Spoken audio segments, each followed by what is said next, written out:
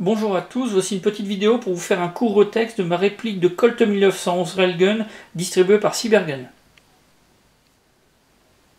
Alors pour ceux qui ne connaîtraient pas cette réplique, on a là un Colt 1911 qui est équipé d'un rail d'interface, c'est un gaz blowback qui fonctionne au CO2, full métal. On a une puissance de 1,1 joule, une vitesse de bille de 344 fps pour des 0,20 grammes bien sûr. On a un système BAX qui est réglable. Le système BAX, c'est le hop-up de chez Cybergun. Alors cette réplique, elle est déclinée en 4 versions. Celle-ci, présente sur la table, on a également 3 autres modèles, complètement noirs, en stainless ou alors en couleur sable. Dans le pack, on va trouver la réplique avec son chargeur. Pour l'outillage, une clé Allen. On aura aussi un petit échantillon de billes, une notice. Voilà pour l'intégralité du pack. Cette réplique, ça fait environ 3 mois que je l'utilise pour du tir sur cible ou sur des parcours de tir. Alors je ne l'ai pas du tout utilisé en partie, tout simplement parce que j'ai déjà dans mon arsenal plusieurs répliques d'armes de poing qui fonctionnent au gaz, qui sont parfaites pour des engagements à courte et à moyenne portée. Donc c'est pour ça que je les préfère à ce 1911. Lui, je m'en sers, comme je le disais, pour du tir sur cible, des parcours. Là, ça me permet de bien m'entraîner, bien m'amuser. Pour ça, il est vraiment parfait. Sur la réplique, j'ai plusieurs zones où il y a des traces d'usure qui sont apparues. La première sur la culasse, du côté gauche, et puis sinon sur le canon au niveau de la fenêtre d'éjection. Donc là, un endroit beaucoup plus sensible à ce genre de traces.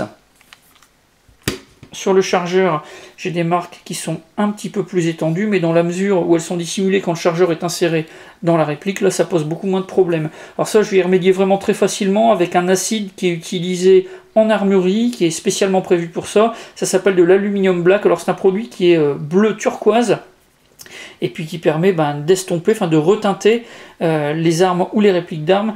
C'est quelque chose qui s'emploie avec beaucoup de précautions, mais qui est très facile à manipuler. Donc ça va me permettre de pouvoir avoir une réplique qui va avoir l'aspect du neuf. Donc ça sera vraiment parfait.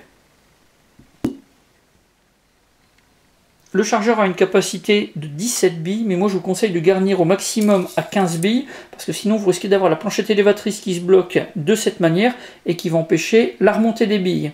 Alors avec une sparklette de CO2, avec des températures qui vont de 10 à 20 degrés, moi j'arrive à faire 5 chargeurs de 15 billes. Alors à chaque fois le premier, il y a quand même pas mal de puissance.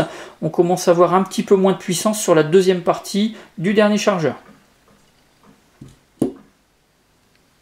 Pour les 344 fps qui sont précisés sur la boîte, ça n'est pas sous-estimé, donc là-dessus, bonne surprise. Au niveau de la portée et de la précision, moi j'ai fait des tirs à 25 mètres maximum, ça file droit, ça touche précisément, donc c'est vraiment impeccable. Alors à propos du BAX, le mien était peut-être un petit peu trop efficace, donc au départ j'avais des billes qui montaient excessivement. Alors j'ai commencé, pour essayer de résoudre le problème, par changer le grammage, donc je suis monté sur des grammages qui étaient assez élevés, c'était encore un petit peu trop prononcé, donc là j'ai démonté le hop-up, et on a une petite patte en forme de L qui vient en appui sur le joint hop-up en lui-même pour pouvoir corriger les tirs. Donc là, j'ai ouvert un petit peu cette petite patte pour avoir un appui un petit peu moins prononcé sur le joint hop-up.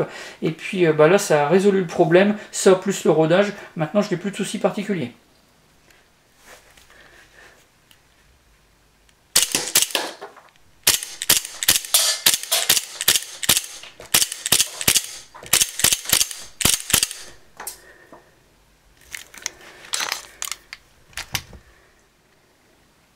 Il y a quelque temps sur la chaîne officielle de Cybergun, j'ai pu voir une vidéo de Mr Fixit à propos de cette réplique, et ça concernait un petit problème qui peut survenir sur l'arrêtoir de culasse. Alors j'ai vérifié ma réplique, elle n'était pas concernée, néanmoins c'est une vérification qu'il est nécessaire de faire, ça peut se résoudre vraiment très facilement avec de l'outillage à la maison.